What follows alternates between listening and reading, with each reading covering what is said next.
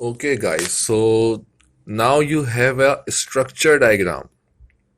Okay, this is called a structure diagram, and this is how we represent a computer system divided into many subsystems. Okay, this is also called a tree-like structure. A tree-like structure. Okay, you see the alarm app example is explained here. The alarm app has three subsystems: set alarm, check time, and sound alarm. The set alarm subsystem is further divided into two more subsystems. It means that set alarm is going to perform two more things. We have to separately write a program for this, for set time. The way you are setting time for the alarm, okay, that you need to wake up at 6 a.m. or what. Then turn alarm on or off. Okay, these are the two things that you perform while setting an alarm. Then on the right hand side you have sound alarm. What happens when the alarm rings? Play sound for 2 minutes. This is the first subsystem of sound alarm. The second one is check off or snooze. Okay, snooze means that you want to pause your alarm for 10 minutes. You are not dismissing it. Okay, it means that your alarm is going to ring after 10 minutes again. And then we have reset clear alarm. This is similar to the dismiss button, that the alarm is turned off now.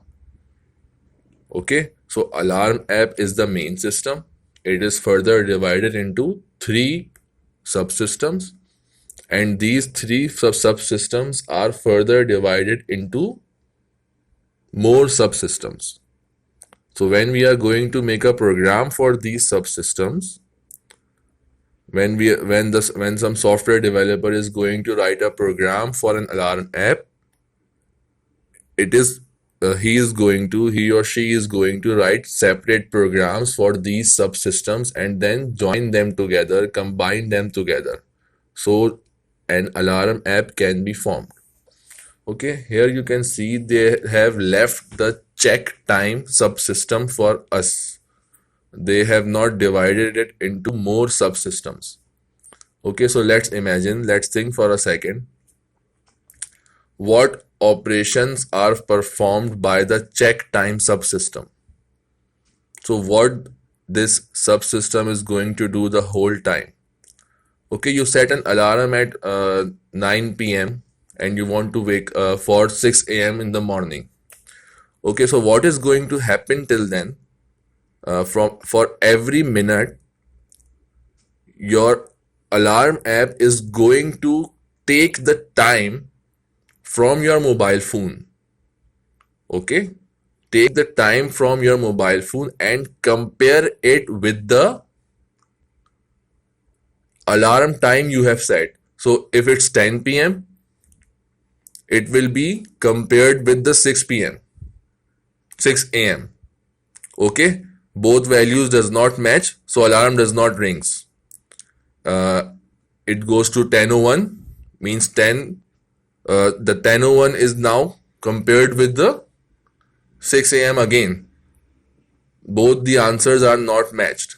Okay, so here there are two things going on. The one thing is to take the time from the mobile phone, okay, and then compare it with the alarm time.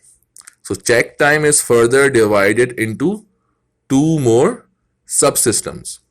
Okay, so I want you to draw this structure diagram for check time only. Okay, that check time is this is how check time is further divided into two subsystems. The first subsystem is going to be take time from the computer, from the mobile, okay, and the second one is going to be compare the time with the set alarm time.